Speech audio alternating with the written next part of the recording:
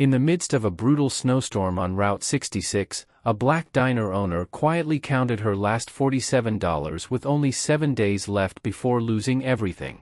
At her lowest moment, 15 weary iron serpents knocked, seeking shelter. Without hesitation, she opened the door and shared her final meal. By morning, the roar of hundreds of motorcycles filled the air outside her diner.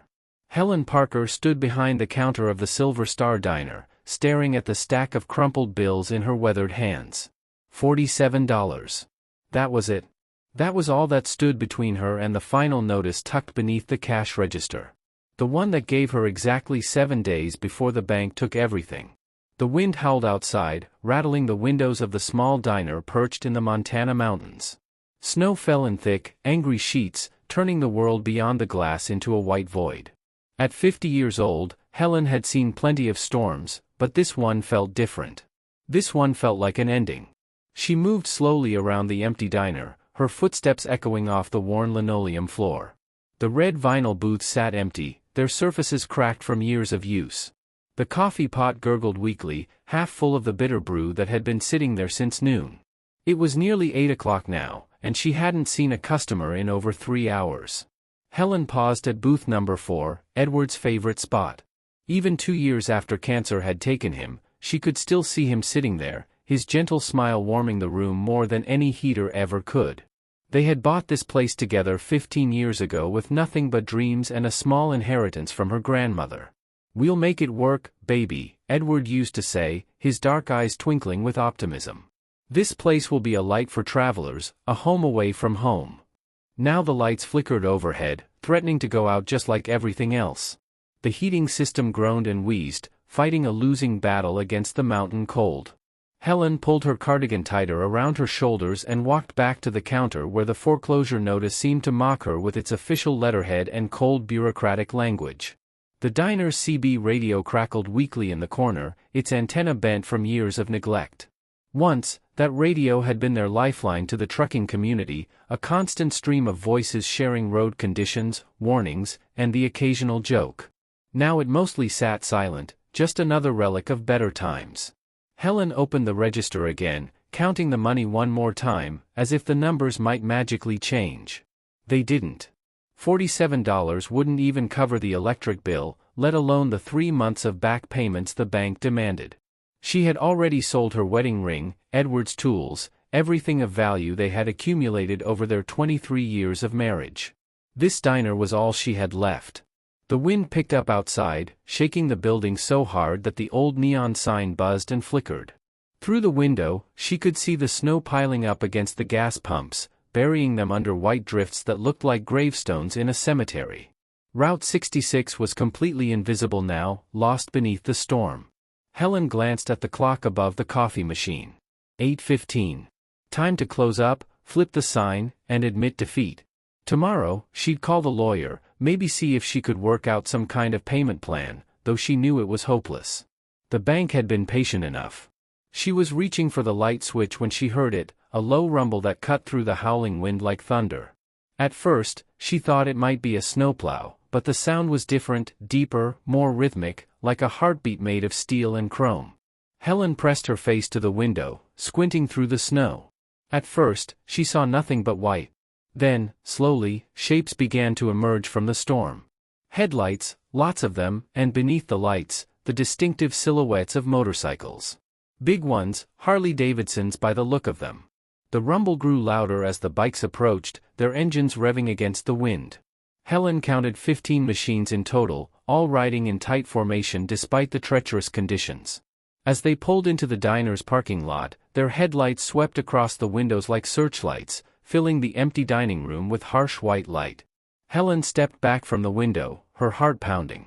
She had heard stories about motorcycle clubs, seen them in movies, but she had never actually encountered one. These men, and they were all men, she could tell even through their heavy winter gear, looked like something out of a nightmare. Leather jackets, boots, helmets that hid their faces.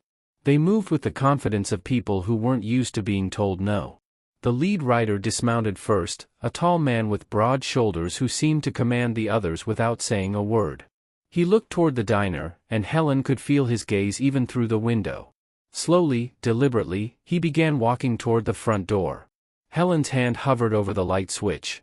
She could turn off the lights, lock the door, pretend the diner was closed.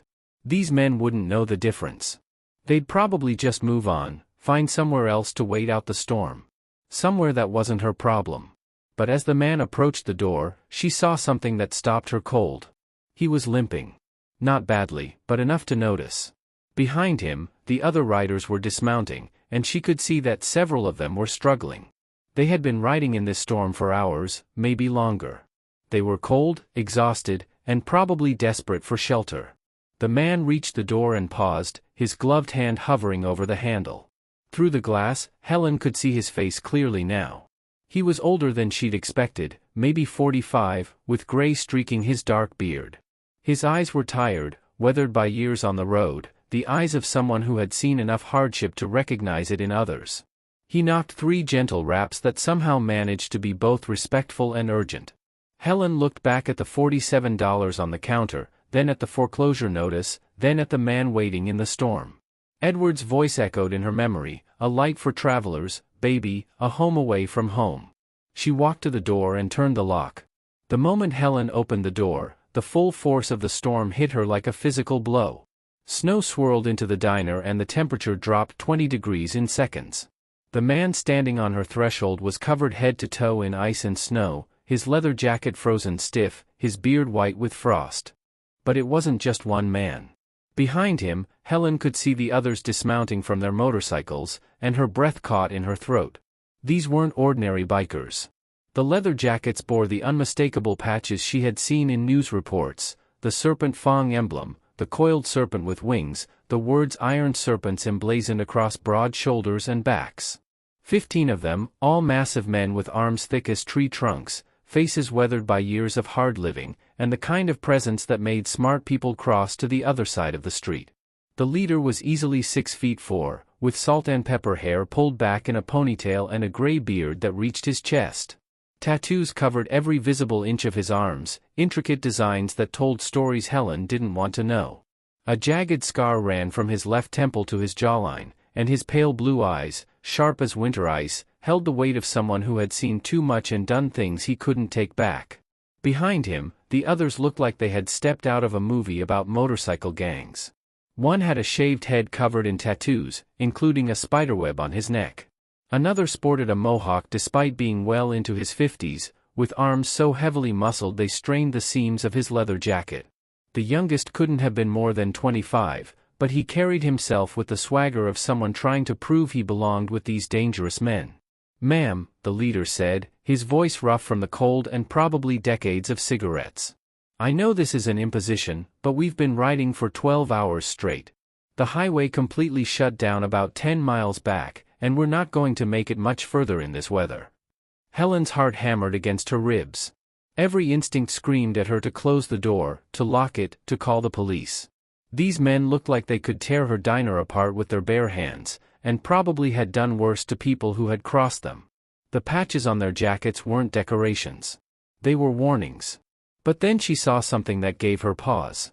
Despite their intimidating appearance, they stood respectfully in the snow, waiting for her answer. None of them pushed forward or tried to force their way in. The leader kept his hands visible, his posture non-threatening despite his size. And there was something in his eyes, exhaustion, yes, but also a kind of desperate hope that she recognized all too well. "How many of you are there?" Helen asked, already knowing the answer, but needing to hear it. 15, the man replied. "I'm Frank Dalton. We're part of the Steel Valley chapter, heading back from a memorial service down in Chicago. We've got cash for food and coffee, and we won't cause any trouble. We just need somewhere warm to wait out the storm." Helen looked past Frank at the group of men removing their helmets. They were a terrifying sight, beards, tattoos, scars that told stories of violence and hard living. Hands that looked like they could crush bone, faces that had seen the wrong side of too many fights. But she also saw something else, exhaustion that went bone deep, the kind that came from fighting the elements for hours on end. These men, dangerous as they might be, were at the end of their rope. "Come in," she said, stepping aside. "All of you." The relief on Frank's face was immediate and profound. "Thank you," he said simply. You have no idea what this means. The iron serpents filed in one by one, stomping snow off their boots and shaking ice from their jackets. They were massive men, most of them, the kind who had learned to take up space in the world through necessity and reputation. Their leather jackets creaked as they moved, the patches and pins catching the diner's fluorescent light, chapter names, ranks, badges that marked territory and allegiances in a world Helen had never been part of. But despite their fearsome appearance, they moved carefully in the small diner, conscious of their size, respectful of the space they had been given. The one with the mohawk actually held the door for the youngest member, and Helen caught several of them wiping their boots extra clean before stepping onto her floor. Helen counted them as they entered. 15, just as Frank had said. The oldest looked to be in his 60s, gray-haired and dignified despite the serpent fang emblem on his jacket. The youngest, the one she had noticed earlier, had nervous eyes and hands that shook slightly as he pulled off his gloves, looking more like a scared college kid than a member of one of America's most notorious motorcycle clubs. Find seats wherever you can, Helen told them, moving behind the counter. I'll get some coffee going. The men settled into the booths and counter stools with obvious gratitude, their frozen leather creaking as they moved. Up close, Helen could see the details that the storm had hidden, the intricate artwork of their tattoos, the careful maintenance of their patches, the way they instinctively arranged themselves so that the older, more senior members took the best spots while the younger ones deferred without being asked. The young one, Helen heard someone call him Tommy, sat near the window, still shivering despite the warmth of the diner. An older man with intricate tattoos covering both arms, sergeant-at-arms, embroidered beneath his chapter patch, took the stool closest to the counter, nodding respectfully when Helen made eye contact. Haven't seen weather like this in years, Frank said, settling onto a stool near the register. His jacket hung open now, revealing more patches. President in bold letters, service ribbons that suggested military background, and a small American flag pin that seemed oddly patriotic for someone society labeled an outlaw. Helen poured coffee into thick white mugs, the familiar ritual calming her nerves. Sugar and cream are on the counter, she said. Help yourselves. As the men warmed their hands on the hot mugs, Helen took stock of her situation. 15 iron serpents, a nearly empty freezer, and $47 to her name. These weren't the kind of men you wanted to disappoint or turn away hungry. But looking at their faces, weathered, tired, grateful for simple warmth, she realized that beneath the leather and patches and fearsome reputation, they were just human beings caught in a storm. By 10 o'clock, the storm had only gotten worse. The wind howled like a living thing, and the snow was falling so hard that the windows looked like they had been painted white. Frank's prediction about the highway being closed proved optimistic. According to the radio, Route 66 was shut down in both directions with no estimate for when it might reopen. Could be tomorrow morning, could be 2 days, Frank told Helen as she refilled his coffee for the third time. State Patrol's not even trying to clear it until the wind dies down. Helen nodded, doing mental calculations that didn't add up no matter how she worked them. 15 men, 2 days, virtually no food left in the kitchen. The eggs and bacon were long gone, the hash browns a memory. She had managed to find a few cans of soup in the back storage room, but that wouldn't stretch far. Her $47 might buy enough groceries for one day if the roads were clear and the stores were open, which they weren't. The bikers had settled in for the night, some dozing in the booths, others playing cards with a worn deck that Carl had produced from his jacket pocket. They had offered to pay for their meal, but Helen had waved them off. How could she charge them for the scraps she had managed to cobble together? Tommy had fallen asleep with his head on the table, exhaustion finally overtaking him. He looked even younger in sleep, maybe 22 or 23, with the kind of face that belonged in a college classroom rather than on the back of a Harley. Raymond had draped his leather jacket over the kid's shoulders, a gesture so gentle it made Helen's throat tight. "He reminds me of my son," Raymond explained quietly when he caught Helen watching. "Same age, same stubborn streak. Always trying to prove he's tougher than he really is." "Where's your son now?" Helen asked. "Iraq," Raymond replied. "Third tour. Comes home next month if all goes well." His voice carried the weight of a father's worry, the kind that never really went away no matter how old your children got. Helen poured herself a cup of coffee and leaned against the counter, surveying her unexpected guests. In the harsh fluorescent light, they looked less intimidating than they had when they first arrived. Their leather jackets hung over chair backs, revealing ordinary clothes underneath: flannel shirts, worn jeans, work boots that had seen better days. These were working men, blue-collar guys who probably had more in common with her late husband than with the movie stereotype she had expected. Frank approached the counter, his expression serious. "Helen, we need to talk about payment. You've been more than generous, but we can't just—" "Don't worry about it," Helen interrupted. "It's just food." "No, it's not," Frank said firmly. "It's hospitality. It's kindness. And it's costing you money you probably don't have." Helen felt her cheeks flush. Was her financial situation that obvious? She tried to keep her voice steady. "I manage just fine." Frank's eyes moved to the foreclosure notice sticking out from under the register, and Helen realized her attempt at discretion had failed. His expression softened with understanding. "How long do you have?" he asked quietly. 7 days, Helen admitted, the words falling out of her mouth before she could stop them. "But that's my problem, not yours." "The hell it is," Frank said. "You opened your door to us when you didn't have to. You fed us when you couldn't afford to. That makes it our problem too." Helen shook her head. "I appreciate the sentiment, but there's nothing you can do. I'm behind on 3 months of payments, and the bank's not interested in sob stories." Frank was quiet for a moment, his weathered hands wrapped around his coffee mug. Then he looked up at her with eyes that seemed to see straight through her defenses. "Tell me about this place," he said. "How long have you owned it?" 15 years, Helen replied. "My husband, Edward, and I bought it with my grandmother's inheritance. It was his dream, a place where travelers could find a hot meal and a friendly face no matter what time of night they rolled in." "Sounds like he was a good man." "The best," Helen said, her voice catching slightly.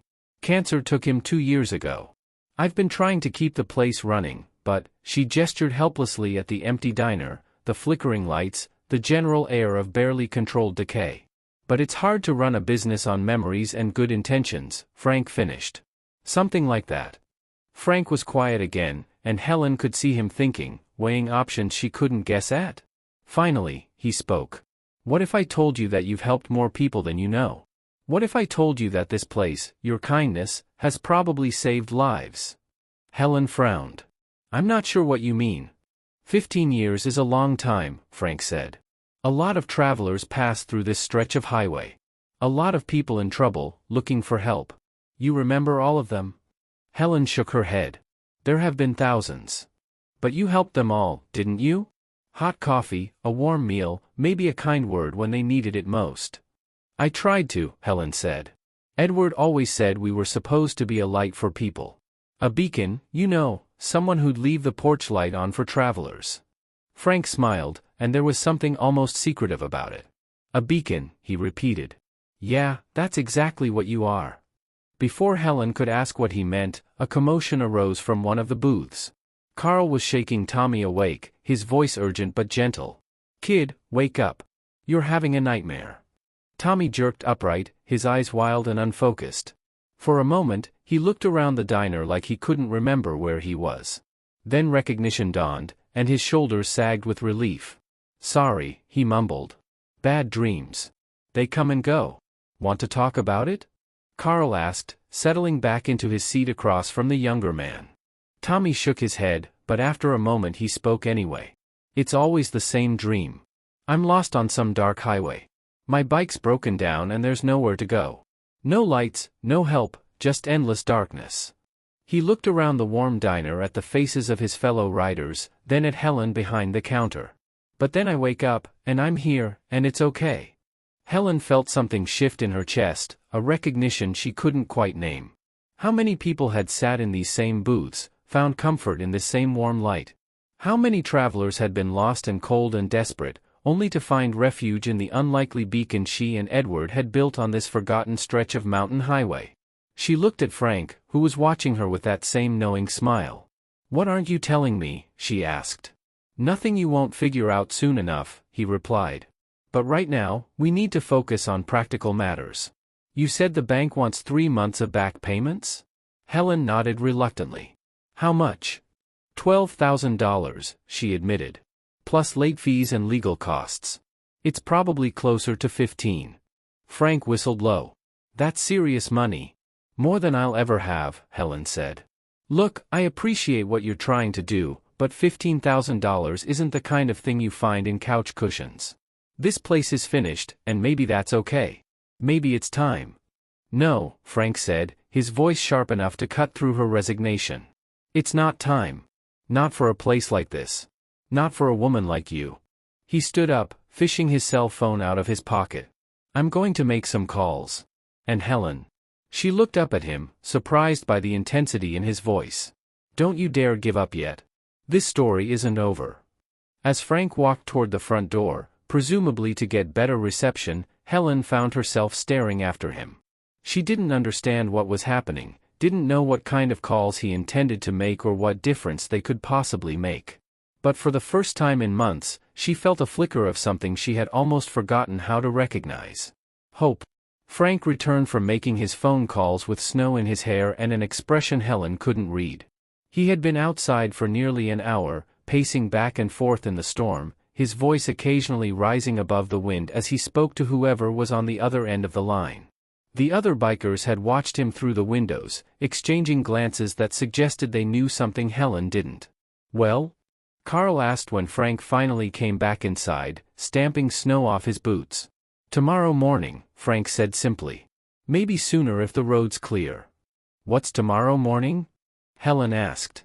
But Frank just smiled and poured himself another cup of coffee.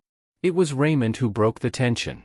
The older biker had been quiet most of the evening, content to play cards and nurse his coffee, but now he was studying Helen with an intensity that made her uncomfortable. You know, he said slowly, you look familiar. Helen raised an eyebrow. I doubt that. I don't get out much these days. No, I'm serious. Raymond set down his cards and really looked at her, his head tilted slightly as if trying to remember something important. How long did you say you've been running this place? 15 years. And before that? Before that, Edward and I lived in Chicago. He was a truck driver, did long hauls all over the western states. I worked as a dispatcher for his company. Raymond snapped his fingers suddenly, so loudly that several of the other bikers looked up. That's it. Mark Jensen. You saved Mark Jensen's life. Helen frowned. I'm sorry, I don't. Big guy. Red beard. Drove for Northern Freight Lines. Raymond was getting excited now, his voice rising. This would have been maybe 12, 13 years ago. He was having chest pains, pulled off right here at your diner. The memory hit Helen like a physical blow. She hadn't thought about that night in years. But suddenly, it was vivid as yesterday. A trucker alone and scared, clutching his chest in the parking lot. She had found him there when she went out to check the dumpster, called 911, then driven him to the hospital herself when the ambulance couldn't make it through a rockslide on the highway. Mark, she said quietly. I remember Mark. He's my brother-in-law, Raymond said, grinning now. Married my sister 5 years ago. He tells that story at every family gathering, how the angel in the mountain saved his life. How you stayed with him at the hospital all night, called his wife, even paid for his parking when he couldn't find his wallet. Helen felt heat rise in her cheeks. It wasn't anything special. No, Raymond said firmly. Anyone wouldn't have. That's the point. He looked around the diner at his fellow bikers. Guys, I think we're sitting in a legend. The word legend seemed to electrify the group. Suddenly, everyone was talking at once, comparing notes, sharing stories. It turned out that several of them had their own memories of the Silver Star Diner, their own reasons to be grateful to the woman who ran it. Victor remembered stopping here 5 years ago when his daughter had been in a car accident in Chicago. Helen had let him use the phone to call the hospital, given him directions to the fastest route, even packed him a sandwich for the road when he had been too upset to think about eating. Carl recalled a night when his bike had broken down in a snowstorm much like this one. Helen and Edward had not only fed him and let him stay warm, but Edward had helped him fix his bike, refusing payment for either the parts or the labor.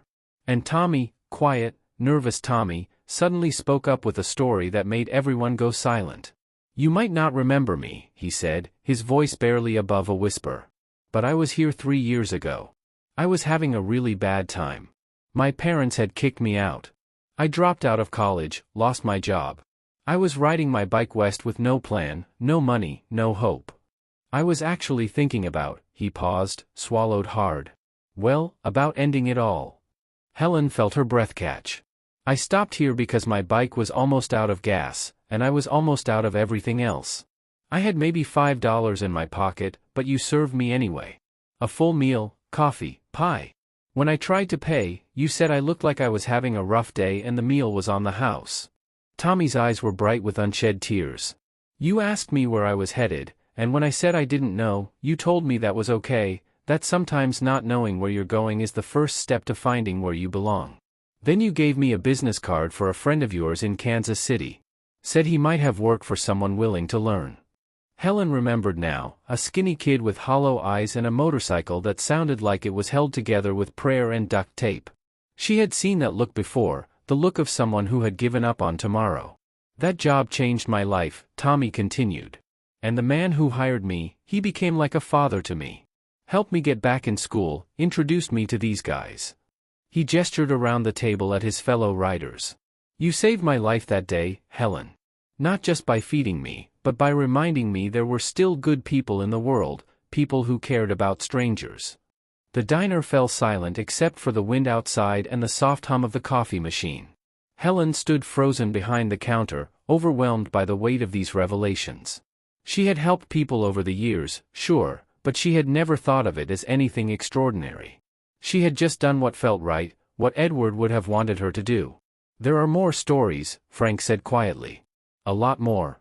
You've been a beacon on this highway for 15 years, Helen. You've touched more lives than you know. I just served food, Helen protested weakly. I just tried to be decent to people. Exactly, Raymond said. In a world that's gotten pretty indecent. That makes you special. Helen sank onto a stool behind the counter, her legs suddenly unsteady. She thought about all the faces that had passed through this diner over the years, truckers, travelers, families on vacation, people running from something or toward something else. She had fed them all, listened to their stories, offered what comfort she could. It had never occurred to her that she was doing anything remarkable. The calls I made tonight, Frank said, were to people like Mark Jensen. People who remember this place, who remember you. People who owe you a debt they've never been able to repay. You don't owe me anything, Helen said. That's where you're wrong, Frank replied. And tomorrow morning, you're going to understand just how wrong. As if summoned by his words, new lights appeared outside the windows, not the single headlights of motorcycles this time, but the dual beams of cars and trucks cutting through the storm like stars breaking through clouds. Frank looked out the window and smiled. Or maybe tonight.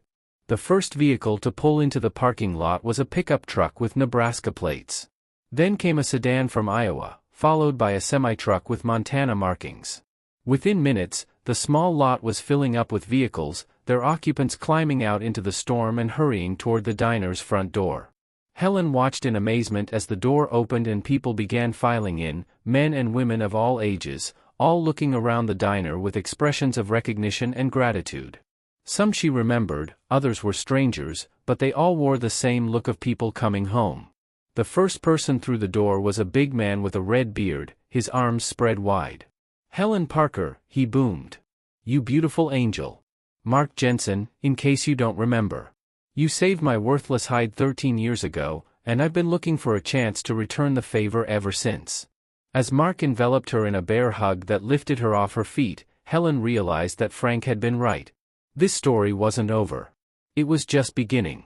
By dawn, the Silver Star Diner looked like the epicenter of the biggest iron serpents gathering in Montana history. What had started with 15 stranded bikers had grown into something Helen couldn't have imagined in her wildest dreams. The parking lot was packed with motorcycles, dozens and dozens of them, their chrome gleaming in the morning sun, arranged in neat rows that stretched beyond the diner's property line. Helen moved through the crowded diner in a daze, accepting hugs from leather-clad men whose faces triggered forgotten memories. These weren't just random bikers. They were iron serpents from chapters across the western United States, each wearing their colors proudly despite the early morning hour. I still can't believe this, she murmured to Frank, who was coordinating the controlled chaos. When word got out through the network that Frank Dalton's chapter was stranded at Helen Parker's place, said Raymond, the tattooed sergeant-at-arms, every chapter within 500 miles started moving. Angel of Route 66 isn't just a trucker legend. Bikers know that name, too. Helen looked around in amazement.